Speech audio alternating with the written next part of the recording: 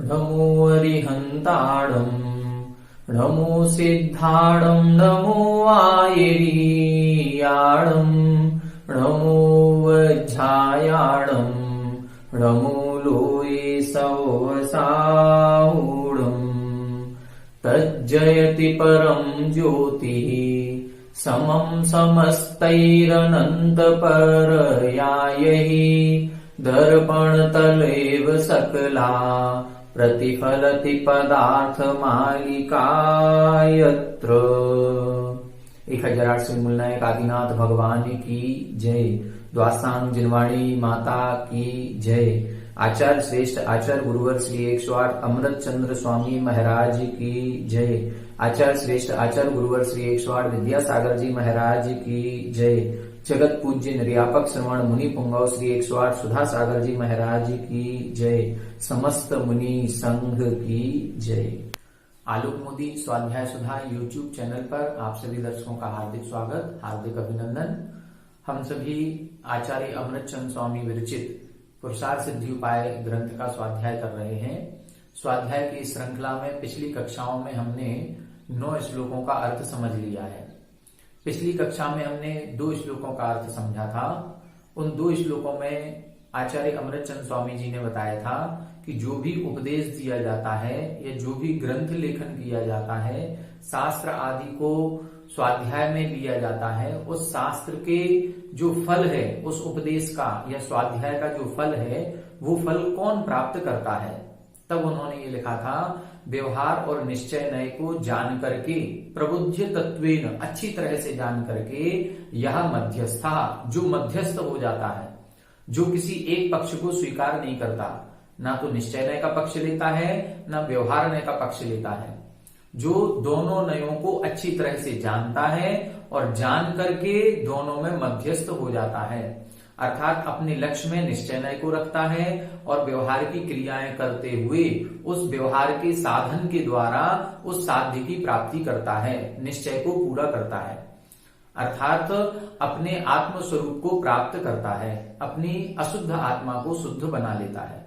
इस प्रकार से जो शिष्य दोनों नयों में मध्यस्थ हो जाता है, वही शिष्य फलम अविकलम, शास्त्रों के देशना के संपूर्ण फल को प्राप्त होता है। इस प्रकार से इन्होंने नए सामान्य का वर्णन यहां तक किया था। फिर 9वें श्लोक में इन्होंने आत्मा के शुद्ध स्वरूप की चर्चा की थी कि आत्मा का शुद्ध स्वरूप क्या है, निश्चय नय से आत्मा का स्वरूप कैसा है। तब इधर इन्होंने बताया था कि अस्ति पुरुषः चिदात्मा, जो चिदात्मा है, चैतन्य आत्मा है, वह पुरुष है। और वह पुरुष यानी आत्मा कैसा है, स्पर्श गंध रस वर्ण ही विवर्जितः, स्पर्श रस गंध वर्ण से रहित है, ठीक है। और कैसा है, गुण पर्याय संवेतः, गुण और पर्यायों से सहित है। और कैसा है तो बताया था उत्पाद व्यय और द्रव्य से सहित होता है। द्रव्य के 2 लक्षण आचार्य उमा स्वामी जी ने तत्वार सूत्र ग्रंथ में कहे हैं। एक तो लिखा था गुण पर्याय व द्रव्यम, जो द्रव्य होता है वो गुण और पर्यायों से सहित होता है। दूसरा द्रव्य का लक्षण है, जितने भी द्रव्य पाए जाते हैं उनको सत कहा जाता है, और सत ही द्रव्य का लक्षण है। सत क्या कहलाता है, उत्पाद व्यय द्रव्य युक्तम सत, उत्पाद व्यय और द्रव्य से जो सहित होता है उसे सत कहते हैं। तो द्रव्य में ये दोनों ही लक्षण घटित होते हैं, गुण पर्यायों से भी सहित होता है और उत्पाद व्यय द्रव्य से भी सहित होता है। गुण एक प्रकार से द्रव्यपना है, क्योंकि गुण त्रैकालिक होते हैं, कभी नष्ट नहीं होते। तो गुण की दृष्टि से देखा जाए तो आत्मा द्रव्यपना है उसमें, और पर्याय की दृष्टि से देखा जाए तो पर्याय प्रति समय उत्पन्न होती है और विनष्टी है। तो जब नवीन पर्याय की उत्पत्ति होती है उसे उत्पाद कहते हैं, जब पूर्व पर्याय का विनाश होता है उसे व्यय कहते हैं। और इन दोनों ही अवस्थाओं में जो एकमेकपना पाया जाता है, एक भाव ऐसा होता है जो हमेशा नित्य रहता है, नष्ट नहीं होता है, उसे द्रव्य कहते हैं। इस प्रकार से जीव में ये दोनों ही लक्षण पाए जाते हैं। जो जीव हमारी आत्मा है, ये आत्मा ज्ञान दर्शन गुण वाली है और इसकी अनेक अनंत पर्यायें भी होती हैं। पर्यायों को हमने 2 भागों में बांटा था, 2 प्रकार से बताया था, एक अर्थ पर्याय और एक व्यंजन पर्याय। व्यंजन पर्याय स्थूल पर्याय होती है जो हमारे देखने में आती है, जिसका हम लोग व्यवहार करते हैं, जैसे ये मनुष्य पर्याय। और अर्थ पर्याय प्रति समय इसमें जो परिणमन हो रहा है, जो हमारे ज्ञान का विषय नहीं बन पाता है, उसको हम अर्थ पर्याय कहते हैं। तो ऐसे पर्याय दो प्रकार की हैं, दोनों भी प्रकार की पर्यायें प्रत्येक द्रव्य में पाई जाती हैं। और कैसा है? उत्पाद व्यय द्रव्य से सहित है, स्पर्श रस गंध वर्ण से रहित है। इस प्रकार से जीव का लक्षण यहाँ पर इन्होंने बताया था। अब कई प्रकार की जिज्ञासाएं शिष्य को उत्पन्न होती हैं कि यह जो आत्मा है, यदि इस आत्मा का स्वभाव निश्चय नय से स्पर्श रस गंध वर्ण से रहित है, आत्मा ज्ञान दर्शन गुण वाला है, फिर ये जो हमें संसार में दिखाई दे रहा है आत्मा, ये इसकी परिणति ऐसे कैसे हो गई? ये कब से इस संसार में है और कब ये अपने सिद्धत्व को प्राप्त करेगा? कैसे इसको अपने शुद्धात्मा पने की प्राप्ति होगी?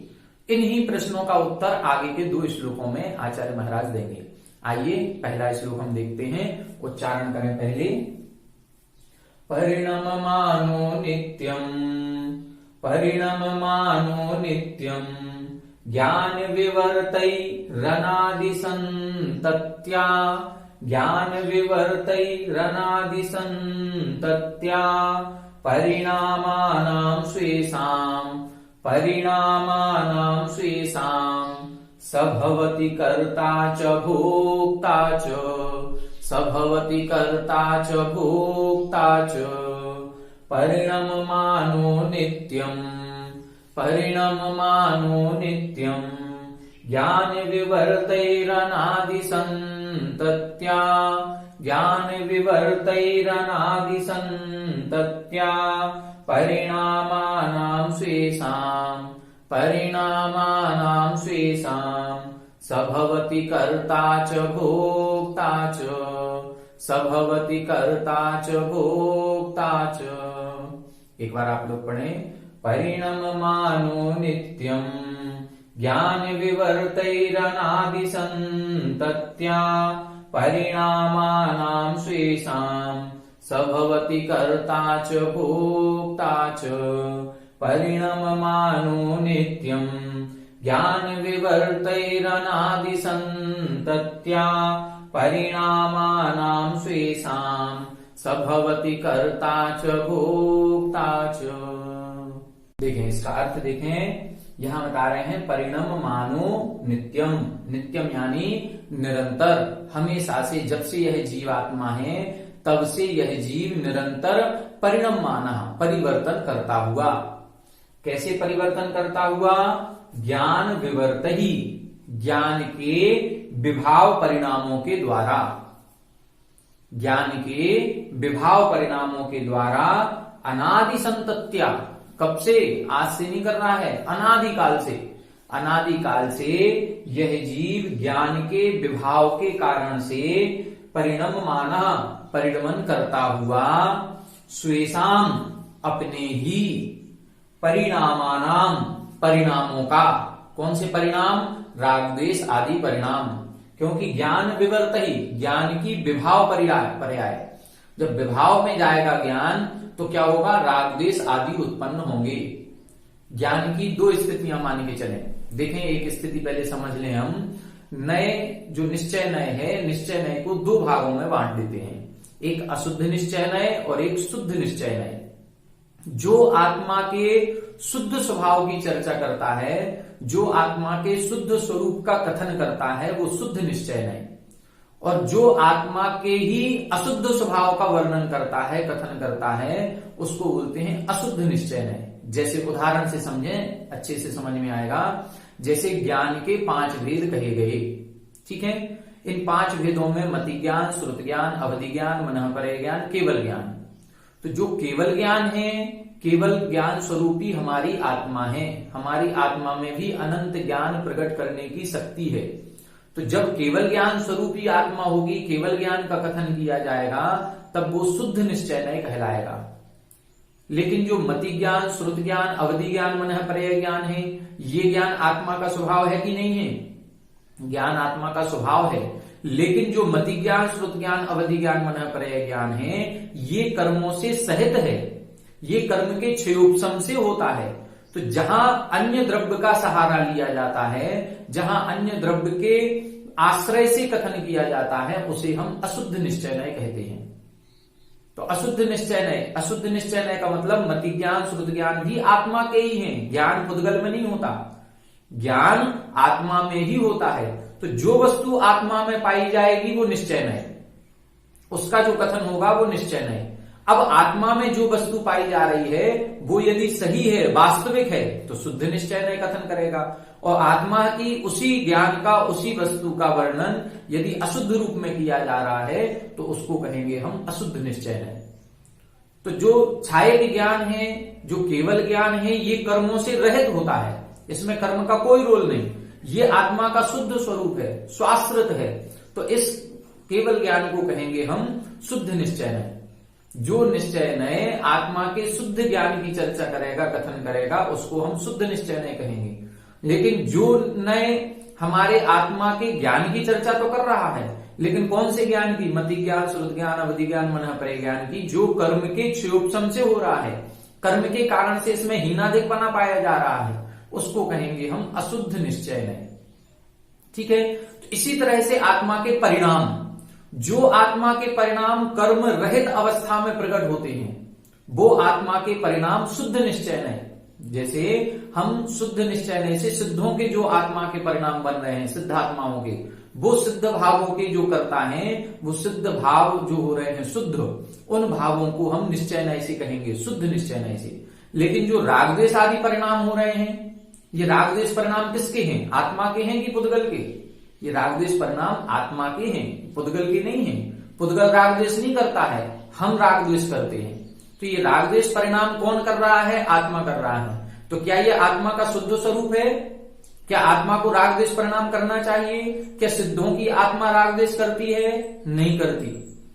आत्मा के ही रागद्वेष परिणाम हैं, लेकिन शुद्ध अवस्था में नहीं होते हैं। इसका मतलब है ये अशुद्ध निश्चय नय।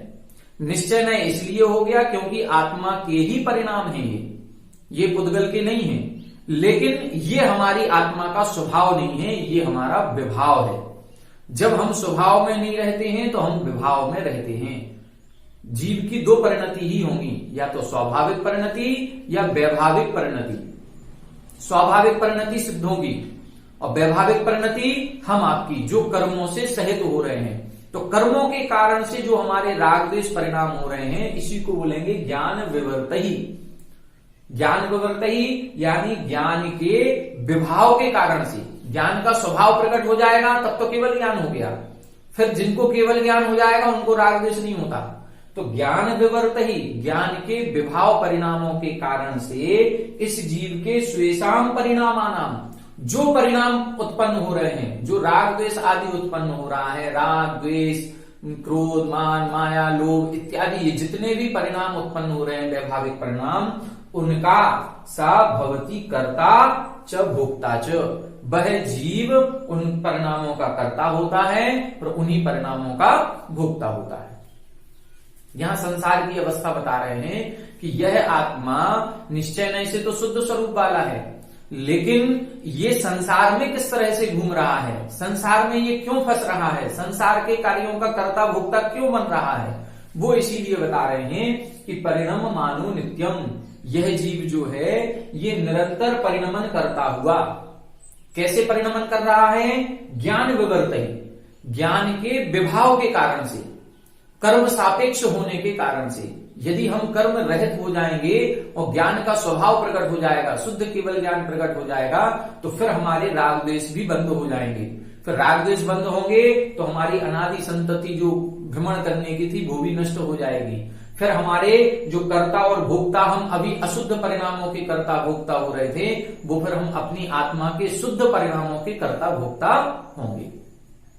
आप लोगों ने द्रव्य संग्रह पढ़ी होगी।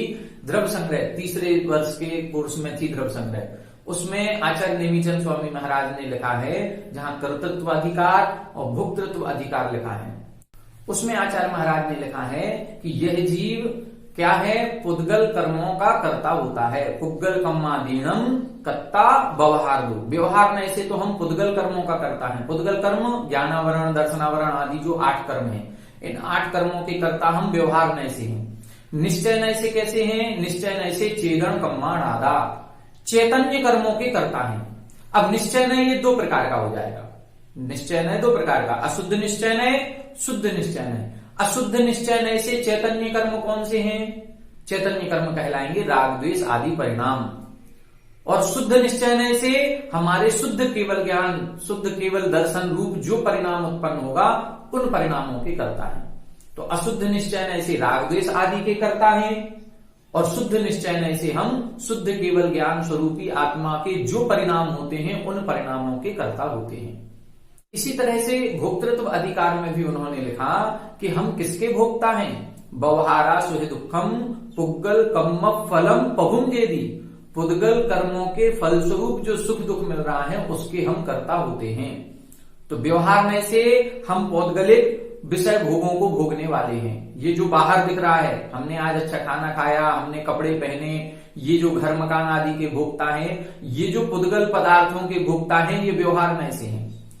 फिर अशुद्ध निश्चय नय से अब इन पदार्थों को भोगा तो जो हमको सुख दुख मिल रहा है वो सुख दुख हमें किस कारण से मिला? इन पदार्थों के भोगने से और हमारे कर्मों के उदय के कारण से। हो सकता है कोई उसी पदार्थ को भोगते हुए भी सुखी हो रहा हो और कोई उसी पदार्थ को भोगते हुए ही दुखी हो रहा हो। तो जो सुखी हो रहा है उसके वैसे कर्मों का उदय है, जो दुखी हो रहा है उसके वैसे कर्मों का उदय है। तो एक उसी पदार्थ को भोगते हुए सुख का अनुभव कर रहा है और एक व्यक्ति उसी पदार्थ का उपभोग करते हुए दुख का अनुभव कर रहा है। तो वो सुख और दुख का भोक्ता है, ये अशुद्ध निश्चय नय से। और शुद्ध निश्चय नय से हम किसके भोक्ता हैं? शुद्ध निश्चय नय से तो केवल ज्ञान के समय जो परिणाम होते हैं, जो अनंत सुख प्रकट होता है, उस अनंत सुख के भोक्ता होते हैं। तो इधर दोनों प्रकार से समझना है। यहां आत्मा के कर्तृत्व और भोक्तृत्व अधिकार की बात कर रहे हैं कि आत्मा किसका करता है, आत्मा किसका भोक्ता है। आत्मा इस संसार में अनादिकाल से क्यों भटक रहा है? तो अनादिकाल के भ्रमण की बात इसमें बताई है। क्यों भटक रहा है? ज्ञान विवर्त ही सबसे मेन बिंदु यही है। हम अपने ज्ञान की वैभाविक परिणति के कारण, जो हमारा ज्ञान विवर्त ही अर्थात ज्ञान की वैभाविक परिणति है, इसी ज्ञान की वैभाविक परिणति से स्वेषाम परिणामानाम हमारे रागद्वेष परिणाम प्रकट हो रहे हैं। हम इस ज्ञान की वैभाविक परिणति से रागद्वेष परिणाम जो हमारे हो रहे हैं, उन रागद्वेष परिणामों के ही कर्ता हैं और उन्हीं रागद्वेष परिणामों के फलस्वरूप जो सुख दुख मिल रहा है उस सुख दुख के भोक्ता हैं। कब से? अनादि संतत्या, अनादिकाल से।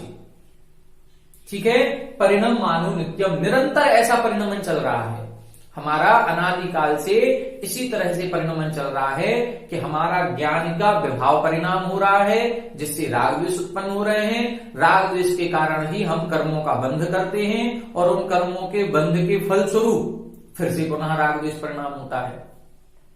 कर्म का क्या चक्कर चलता है? कर्म का चक्र ऐसा है कि जो राग द्वेष परिणाम हमारे हुए, इनसे हमने द्रव्य कर्मों को बांधा और जो द्रव्य कर्मों का अब जब फल मिलेगा तो उनके फलस्वरूप हमारे फिर से राग द्वेष आदि परिणाम होंगे। तो राग द्वेष परिणाम द्रव्य कर्मों का निमित्त बन जाते हैं और द्रव्य कर्म राग द्वेष परिणामों का निमित्त बनता है। बीज से वृक्ष होता है, वृक्ष से बीज होता है, फिर बीज से वृक्ष बनेगा, फिर वृक्ष से बीज आ जाएगा। तो ये अनादि संतति कर्म की हमारी चल रही है और इसी ज्ञान विवर्त ही, ज्ञान के विभाव के कारण से ही यह आत्मा अनादिकाल से घूम रहा है। और किसका कर्ता भोक्ता हो रहा है? इन स्वेषाम परिणामानाम, अपने ही राग द्वेष आदि परिणामों का कर्ता हो रहा है, अपने ही राग द्वेष परिणामों का भोक्ता हो रहा है। ठीक है, तो इस श्लोक में इन्होंने स्पष्ट कर दिया कि हम किन परिणामों के कर्ता हैं, किन परिणामों के भोक्ता हैं और वो परिणामों का कारण क्या है। ज्ञान विवर्त ही, ज्ञान का विभाव परिणाम, कर्म सहित होने के कारण ही वैभाविक परिणति हमारी आत्मा की बनी हुई है।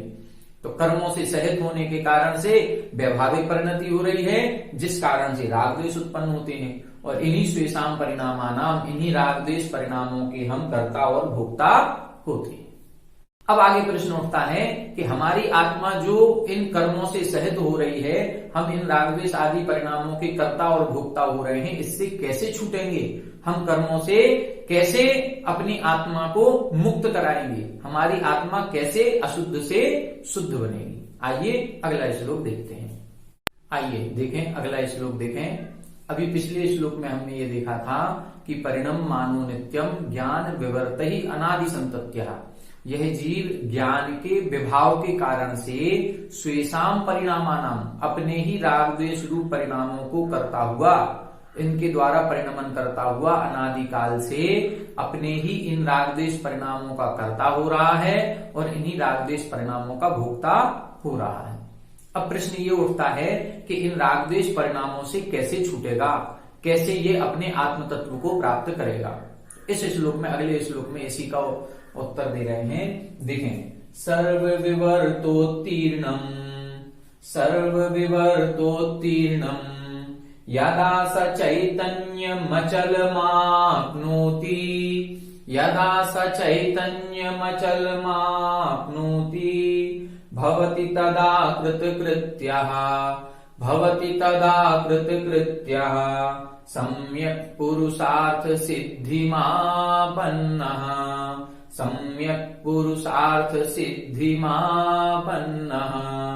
सर्वविवर्तोत्तीर्णम्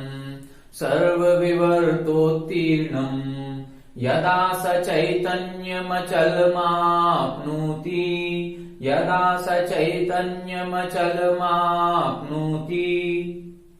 भवति तदा कृतकृत्यः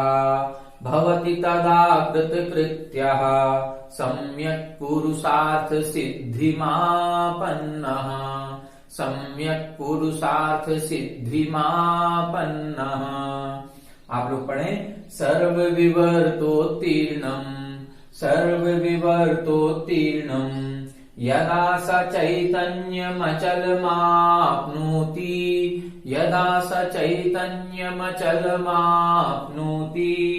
भवति तदा कृतकृत्यः सम्यक् पुरुषार्थ सिद्धिमापन्नः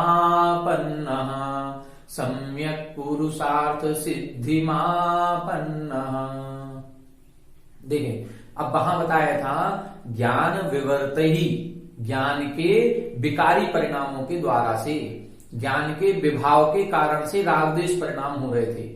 अब यहां बता रहे हैं सर्व विवर्त उत्तीर्णम, जैसे ही सभी प्रकार के विवर्त यानी वही विकारी भाव विभाव परिणामों से उत्तीर्ण हो जाता है। उत्तीर्ण किसे कहते हैं? जो पास हो जाता है, मतलब इन विकारी भावों को छोड़ दिया। जैसे जब बच्चे स्कूल में पढ़ते हैं तो हम कहते कक्षा 8 पास हो गया, उत्तीर्ण हो गया। कक्षा 8 उत्तीर्ण मतलब कक्षा 8 को छोड़ दिया, अब अगली कक्षा में 9 में पहुंच गया। तो उत्तीर्ण का मतलब है जिस भी वस्तु से उत्तीर्ण हुआ उसको छोड़ दिया।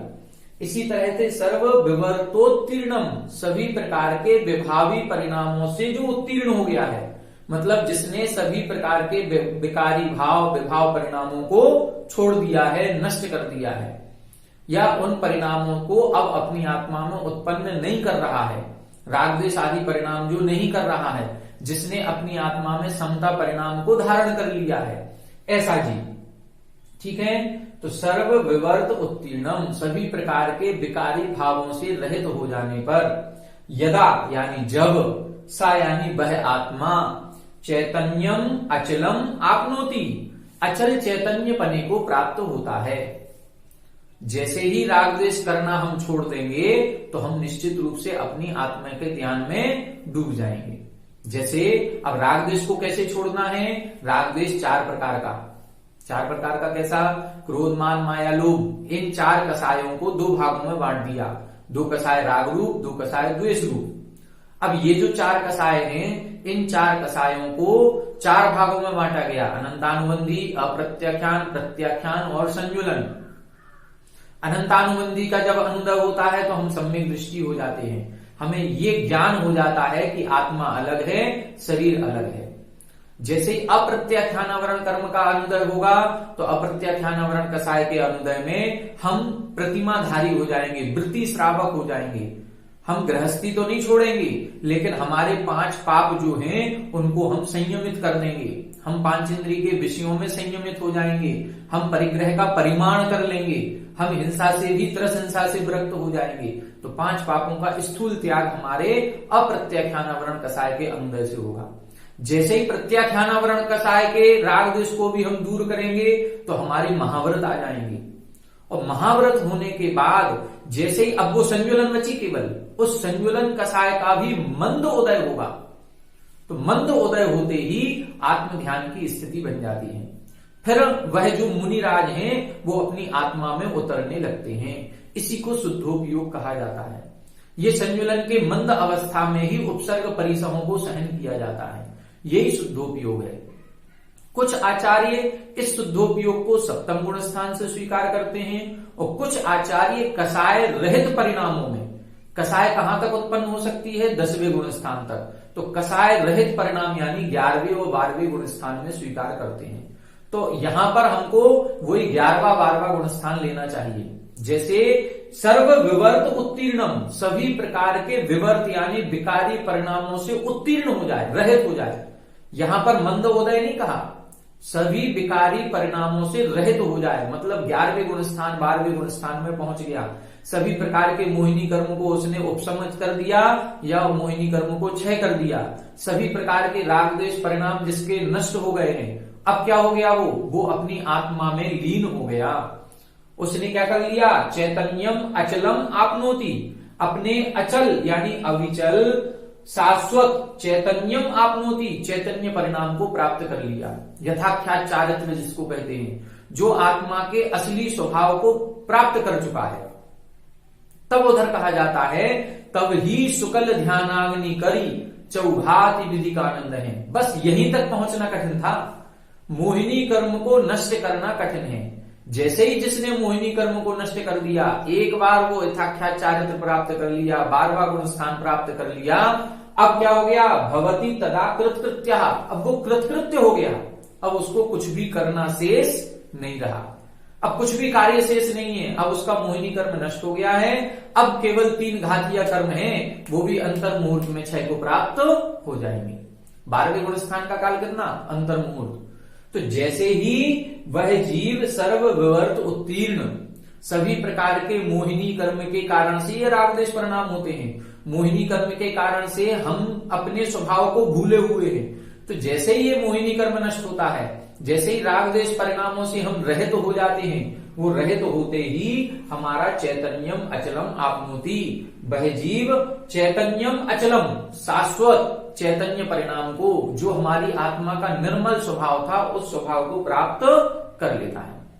और जैसे ही इसने आत्मा के शुद्ध स्वरूप को प्राप्त किया, वैसे ही भवती तदा कृतकृत्या, अब वो कृतकृत्य हो जाता है। अब इसको कुछ भी करना शेष नहीं रहा। कैसे करना शेष नहीं रहा, सम्यक पुरुषार्थ सिद्धिम आपन्ना, क्योंकि इसने सम्यक बिल्कुल जो पुरुषार्थ करना था वही पुरुषार्थ इसने किया, जो मोक्ष पुरुषार्थ की सिद्धि इसको करनी थी। सम्यक पुरुषार्थ सिद्धिम आपन्ना, जो इसको आत्म ध्यान में डूबना था, मुनि दीक्षा लेनी थी, मुनि दीक्षा ले ली, आत्मा में डूबना था, आत्मा का ध्यान करने लगा, शुद्धोपयोग में पहुंच गया और इतनी गहराई में अंतरंग में उतर गया कि बस अब उसका ये सभी विकारी भाव भी नष्ट हो गए। तो सम्यक पुरुषार्थ सिद्धिम को प्राप्त करता हुआ, भले प्रकार से जो पुरुषार्थ की सिद्धि करनी थी, आत्मा की सिद्धि करनी थी, आत्मा के स्वरूप को प्राप्त करना था, उस आत्मा के स्वरूप को प्राप्त करता हुआ भवती तदा कृतकृत्या, उस समय वो कृतकृत्य हो जाता है। कृतकृत्य किसे कहते हैं, कृतकृत्य से कहते हैं जिसने सब कुछ कर लिया, अब कुछ भी करना शेष नहीं है। जैसे अपने जो माता पिता जब बुजुर्ग हो जाते हैं और अपनी सारी जिम्मेदारियों से फ्री हो गए, बेटे बच्चों की नौकरी लग गई, धंधे पानी से लग गए, उनकी शादी हो गई, नाती पोते हो गए, अब उनको कुछ भी करना शेष नहीं रहा, तो वो भी यही कहते हैं अब हम कृतकृत्य हो गए, हमारी जितनी जिम्मेदारी थी उन सब जिम्मेदारियों से हम फ्री हो गए। इसी तरह से ये आत्मा की जिम्मेदारी थी कि वो अपने शुद्ध स्वरूप को प्राप्त करे। तो शुद्ध स्वरूप को कब प्राप्त करेगी, जब मोहिनी कर्म नष्ट होगा, जब राग द्वेष परिणाम छूटेंगे। जैसे ही राग द्वेष परिणाम छूटेंगे, आत्मा अपनी आत्मा में लीन हो जाएगी। तो यहां पर उन्होंने वही लिखा जो छेड़ालाकार ने लिखा है, जब शुद्धोपयोग की स्वरूप चरण चारित्र की उन्होंने चर्चा की, जिन परम पैनी सुबुद्धि छैनी दारी अंतर भेदिया वर्णादि अनुरागादि निज भाव को न्यारा किया। ये पूरे छंद लिखने के बाद फिर उन्होंने लिखा तब ही शुक्ल ध्यानाग्नि करी, जिस समय ये शुद्धोपयोग होता है, बस शुद्धोपयोग के समय ही गहराई बढ़ जाए तो उसी समय शुक्ल ध्यान रूपी अग्नि प्रज्वलित होती है, और शुक्ल ध्यान रूपी अग्नि प्रज्वलित होते ही मोहिनी कर्म आदि के नाश हो जाते हैं। तो यहां पर क्या समझना है, इस संसार को छोड़ने का कारण क्या है, संसार कैसे छूटेगा, कर्मों से मुक्त कैसे होंगे, कर्मों से मुक्त होंगे सर्व विवर्तोत्तीर्णम, सभी राग द्वेष को छोड़ने से। अब राग द्वेष कैसे छूटेंगे, राग द्वेष को हमें धीरे धीरे छोड़ना पड़ेगा। पहले अनंतानुबंधी राग द्वेष को छोड़ें तो हम सम्यक दृष्टि होंगे, फिर अप्रत्याख्यानावरण राग द्वेष को छोड़ें, हम प्रतिमाओं को व्रतों को स्वीकार करें, 5 पापों से अपनी आसक्ति को घटाएं, पंचेंद्रीय विषयों को दूर करें, इनका स्थूल त्याग करें 5 पापों का, तो ये अप्रत्याख्यान जाएगा। फिर मुनि दीक्षा लें, मुनि दीक्षा लेते ही सभी 5 पापों के सूक्ष्मता का भी त्याग हो जाएगा, सभी सूक्ष्म रूप से पापों का त्याग हुआ। फिर इसके बाद अब अपनी आत्मा का ध्यान करना प्रारंभ करें। ध्यान करते करते करते करते एक दिन ऐसा आएगा कि हम सब इतने आत्मा के ध्यान में डूब जाएंगे कि बहिरंग उपसर्ग परिसमों का भी ध्यान नहीं रहेगा। फिर वो जो इष्टोपदेश में एक श्लोक आया है, परिसाहाद्य विज्ञानादाश्रवस्य निरोधिनी जायते ध्यात्म योगेन कर्मणा मासु निर्जरा। फिर जब परिसर और उपसर्ग का भी ध्यान नहीं रहेगा तो उस अध्यात्म योग से, उस आत्म ध्यान से ऐसे शीघ्र ही कर्मों की निर्जरा होने लगेगी। कैसी निर्जरा, जो आश्रव निरोधिनी, आश्रव को रोकने वाली है। बस ये प्रारंभ एक बार हुआ और बस समझ लो अब हम कृतकृत्य हो गए। जैसे ही मोहिनी कर्म नाश हुआ, अब घातीय कर्मों के नाश होने में टाइम नहीं लगेगा और हमें अपनी आत्मा का शुद्ध स्वरूप प्रकट हो जाएगा। 4 अनंत चतुष्टय प्रकट हो जाएंगे, हम 13वें गुण स्थान में पहुंच जाएंगे। जैसे ही ये 13वें गुण स्थान में पहुंचता है, घातीय कर्म नाश होते हैं। अब अघातीय कर्मों के नाश करने के लिए कोई विशेष परिश्रम नहीं करना पड़ता। ये अघातीय कर्म तो जली हुई रस्सी के समान माने जाते हैं। जैसे जली हुई रस्सी में ऐंठन दिखाई तो पड़ती है, लेकिन उसमें ऐंठन होती नहीं है, वो केवल राख मात्र है। उसको तोड़ने में, उसको काटने में, उसको अलग करने में टाइम नहीं लगता। तो अघातीय कर्म फिर अपने आप धीरे धीरे नष्ट हो जाते हैं। तो ये कृतकृत्य होने की पूरी प्रोसेस बताई। पहले संसार का कारण बताया था कि ये संसार में किस कारण से है, अनादिकाल से है। अनादिकाल से क्यों है, ज्ञान विवर्त ही, ज्ञान के विकारी भावों के कारण से ये इसके रागद्वेष परिणाम उत्पन्न हो रहे हैं, और ये उन्हीं रागद्वेष परिणामों का कर्ता हो रहा है, उन्हीं रागद्वेष परिणामों का भोक्ता हो रहा है। अब उससे हम कैसे छूटें, कैसे बचें, तब इधर इन्होंने लिखा यदा यानी जब, सा यानी वह आत्मा, सर्वविवर्तोत्तीर्णम सभी प्रकार के विकारी भावों से छूट करके, चैतन्यम अचलम आपनोति अपने अचल शाश्वत जो शुद्ध स्वरूप है उस शुद्ध स्वरूप को आपनोति प्राप्त करता है। तदा यानी तब, भवती कृतकृत्य तब वो कृतकृत्य हो जाता है, सभी प्रकार की जिम्मेदारियों से दूर हो जाता है। अब उसको कुछ भी करना शेष नहीं रहा, अब कुछ भी करना शेष नहीं रहा। क्यों? क्योंकि सम्यक पुरुषार्थ सिद्धि मापन्ना, अच्छी भली प्रकार से जो पुरुषार्थ की सिद्धि उसको करनी थी वो उसको प्राप्त हो चुका है।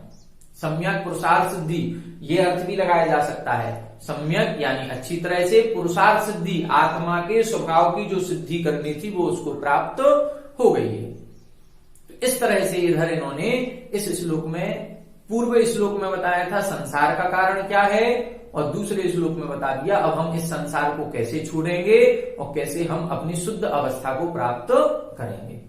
तो दोनों चीजें बता दी। संसार का मूल कारण ज्ञान विवर्त ही, रागद्वेष परिणाम, और मोक्ष का कारण इन्हीं रागद्वेष परिणामों से उत्तीर्ण होना है, इन्हीं रागद्वेष परिणामों से पास होना है, इन्हीं रागद्वेष परिणामों को हमें छोड़ना है। तो आज की कक्षा में हमने 2 श्लोकों का अर्थ देखा। पहले श्लोक में बताया था कि यह जीव अनादिकाल से ज्ञान विवर्त ही, ज्ञान के विकारी परिणामों के कारण से, स्वेषाम परिणामानाम अपने रागद्वेष परिणामों से, परिणमानो नित्यम निरंतर परिणमन करता हुआ अपने ही रागद्वेष परिणामों का कर्ता और भोक्ता हो रहा है। दूसरे श्लोक में बताया कि जैसे ही यह जीव सभी प्रकार के विकारी परिणामों को दूर कर देता है और अपने निर्मल शाश्वत शुद्ध आत्मस्वरूप को प्राप्त करता है, तब वह अपने सही पुरुषार्थ की सिद्धि को प्राप्त करता हुआ कृतकृत्य हो जाता है। इस प्रकार से आज 2 श्लोक किए। अगली कक्षा में आगे के 2 श्लोक पढ़ेंगे। तब तक आप हमारे साथ बने रहिएगा। सभी को जय जय।